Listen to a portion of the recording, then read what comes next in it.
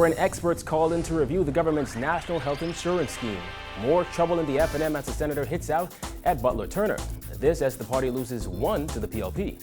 Plus, why the sentencing of John Bostic was delayed. We've got those stories and more tonight. I'm Kyle Joaquin, and NB12 starts now.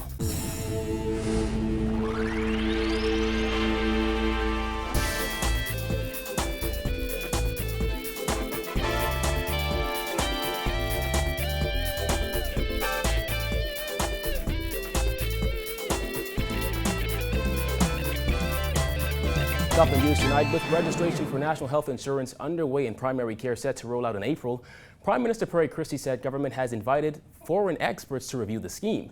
His comments come after the Medical Association of the Bahamas said it still has a lot of concerns about the plan. Christie once again hit back at the physician, stating that there is no need for what he called aerial political bombardments.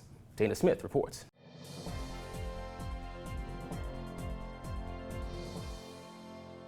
The Prime Minister said the last thing he wants to do is fight with stakeholders over NHI, and he revealed he has invited international experts to fly down to the Bahamas and review what government is doing. I had a conference call today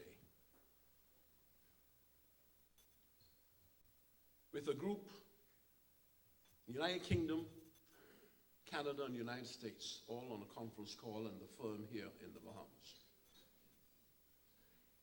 And I told them I want another examination at what I'm doing. I don't fly to the Bahamas as quickly as they can, bring their world-renowned expertise with them, and review what we're doing, and take ownership of the recommendations you're going to make to me.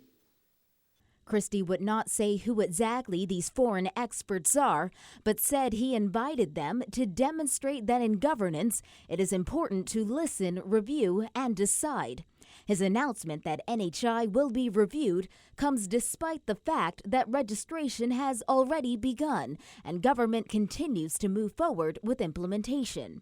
Christie was speaking to a varied crowd of politicians and other notable figures at the Malia Resort after Jones Communications Network named him Person of the Year.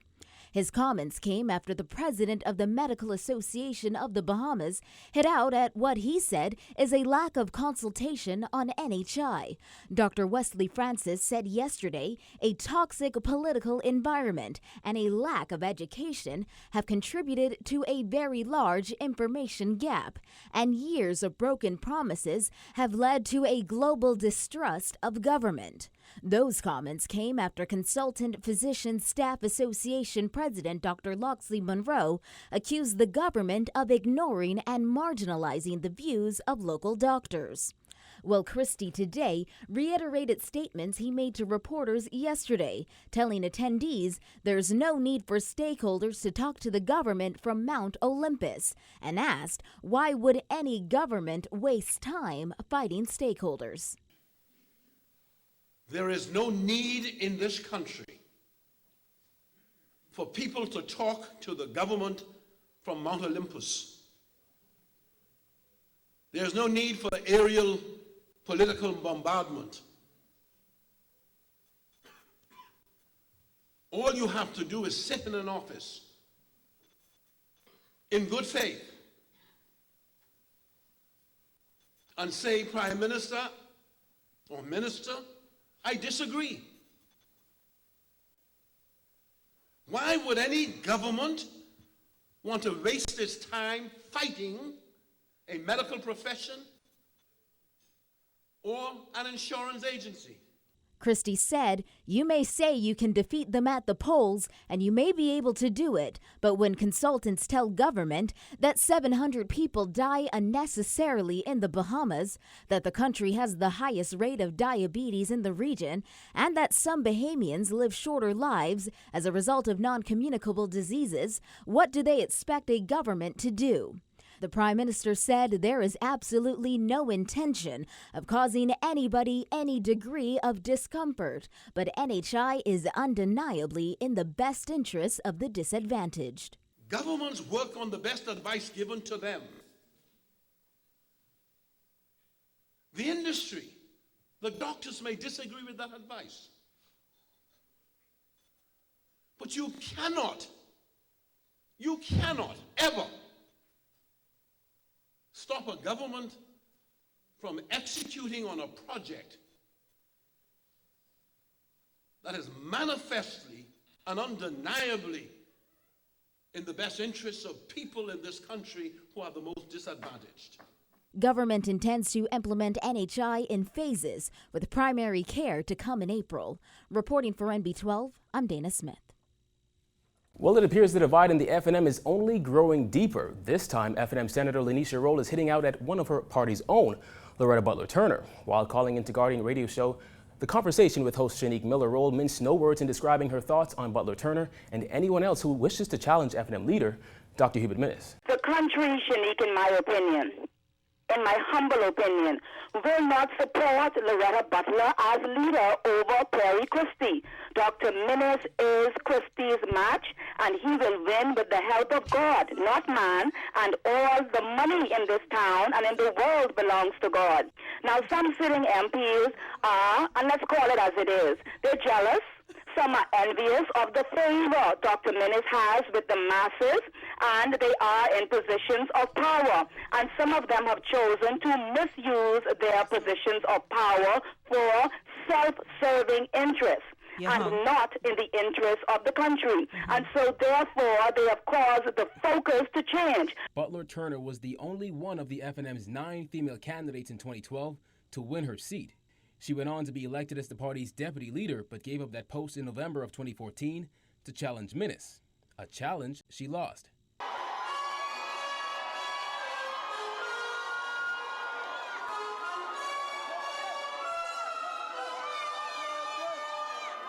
Obviously, the delegates had a choice. They made their choice. I think at the end of the day, my message has also been that we come out of this unified. I think the most important thing, that we be a unified party. But with a party already facing internal issues, perhaps no one saw Roll's comments coming. And the fact is, Shanique, that he has the majority support of the party, and that is about 492 councillors and thousands of voters versus 1, 2, 3, or 4 persons who are holding seats for now until the people say otherwise. But the FNM senator wasn't done yet. She then recommended that Butler Turner should humble herself, as former U.S. Secretary of State Hillary Clinton did after her defeat to Barack Obama for the Democratic nomination in 2008. Hillary Clinton was a part of a Democratic established party. She ran against Barack Obama. He was a sort of unknown leader, and she lost. And you know what? She humbled herself, and she became his Secretary of State, and apparently ceased her conduct and behavior, which will influence division in the party, and thus their party won not once, but twice. And now she seemingly has the full support of that party because she respected process. It's undoubtedly been an uphill battle for the FNM since its defeat in 2012, with one of its biggest challenges being that of leadership. Earlier this week, former deputy leader of the FNM, Brent Simonet, called for there to be a convention so the scores could be settled once and for all. But a Tribune article the next day quoted the party's chairman, Michael Pintard, saying there could be a convention for the party, just no voting for positions. Despite that, though, Roll said there is a democratic process for leadership in a Democratic party in the country. According to Roll, that process was carried in the FNM, and Butler Turner and anyone who refuses to respect the process will fail. We reached out to Butler Turner, but she refrained from commenting on the matter. Both FNM Chairman Michael Pintard and FNM leader Dr. Hubert Minnis were unreachable up to airtime. Well, a former FNM cabinet minister has officially joined the Progressive Liberal Party. It was announced last night at a PLP council meeting that former FNM MP Barwin Woodside would be joining the governing party. He lost the Pinewood seat in 2012 to newcomer Kalis Roll by 468 votes. Woodside follows former FNM candidate Norris Bain, who also recently joined the PLP.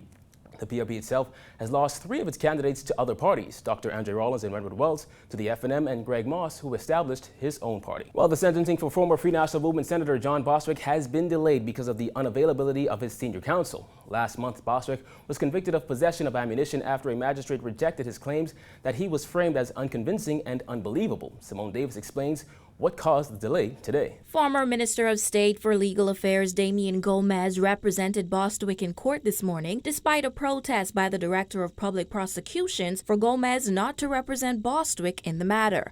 Gomez asked Magistrate Andrew Forbes to set the matter down as Bostwick's attorney Elliot Lockhart QC was in the Supreme Court this morning and unable to attend.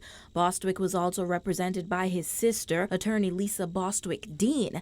However, Gomez said it would be problematic for a relative to represent Bostwick during the penalty phase of the trial. Attorney Wayne Monroe, who was in court as a character witness for Bostwick, agreed with Gomez. Monroe also told the magistrate that he should take into consideration the fact that this is the first incident that Bostwick has ever been involved in. Forbes told Gomez that he should be intimately aware of the backlog in cases, stating that the court has limited time to push cases back that are near conclusion. Forbes added that Dean is more than capable to carry out the case in Lockhart's absence. Although he initially set the matter down until 1 p.m. today, when the matter recommenced, Forbes agreed to Gomez's request to adjourn until Tuesday. Forbes also noted that Bostwick has already filed an appeal to his conviction despite the fact that the trial had not yet concluded. He said the appeal raises other issues, but he did not go into detail.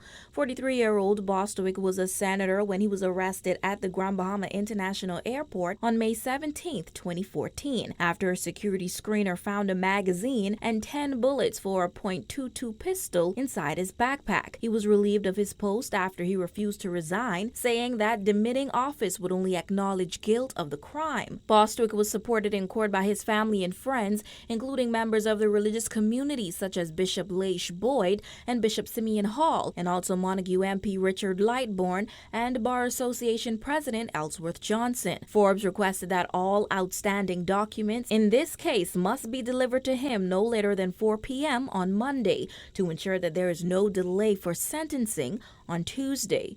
Reporting for NB12, I'm Simone Davis.